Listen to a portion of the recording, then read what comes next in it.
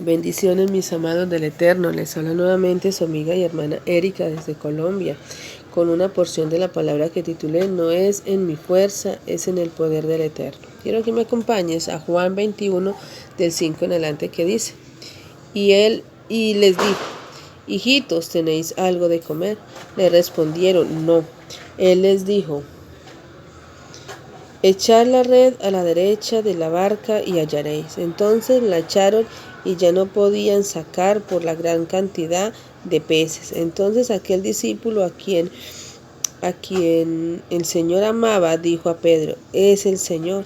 Simón Pedro, cuando oyó que era el Señor, se ciñó la ropa, porque se había despojado de ella. Bueno, familia, en esta porción de la palabra habla cuando Jesús se le apareció a 7 de sus discípulos, cuando él resucitó. En el momento que él se apareció, por lo menos Pedro no reconoció ni siquiera la voz del Señor. Pero el Señor les dijo: echad la red a la derecha y hallaréis. Ellos simplemente obedecieron. Ya no podían sacar la red porque estaba demasiado llena. ¿Qué nos enseña esta porción de la palabra?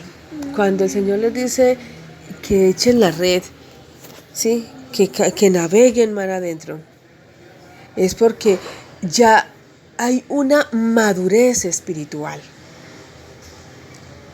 Cuando hay esa madurez espiritual, entonces yo ya no hago las cosas en mis fuerzas, sino que en el nombre del Señor yo hago todas las cosas.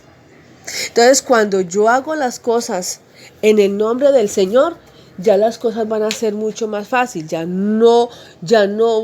voy a poder ver el poder del Señor manifestado en mi vida. En Lucas habla que al principio, cuando el Señor empezó a escoger a sus discípulos, también pasó un episodio similar. Y les dijo: echa la red. Pero ellos la echaron y se rompió, la red se rompió. En este no se rompió. ¿Por qué? Porque en Lucas habla de la humanidad que había en ellos. Ellos humanamente hicieron lo que podían hacer. Pero ya en esta parte de la palabra, ya ellos habían tenido una madurez espiritual. ¿Sí? Aunque en ese momento tal vez ya se habían apartado, ya habían vuelto a la pesca, pero ya había una madurez, ellos ya habían tenido un encuentro con el Señor, ya habían vivido experiencias con el Señor. Entonces ellos, cuando el Señor les dijo echar la red, ellos lo echaron en el nombre del Señor, confiando en que iban a pescar, de que ya no iban a ser ellos, humanamente ya no iban a ser ellos.